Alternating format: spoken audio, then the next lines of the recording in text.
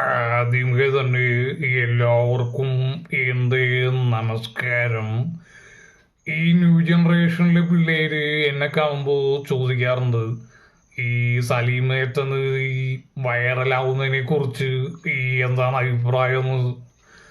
എനിക്ക് പറയാനുള്ളത്, എൻ്റെ മകൻ കഴിഞ്ഞ കഴിഞ്ഞ വർഷം ഒരു സിനിമയിൽ അഭിനയിച്ചതിന് ശേഷം പുറത്തു വന്നപ്പോൾ ഈ ഇന്റർവ്യൂക്കാർ കൂടിയിട്ട് ചോദിച്ചു, എങ്ങനെയാണെന്ന് ചോദിച്ചപ്പോൾ അവൻ പറഞ്ഞു, ഞാനല്ല താരം, ഈ സിനിമയിലെ ഡയറക്ടറാണ് താരം എന്ന് പറഞ്ഞു.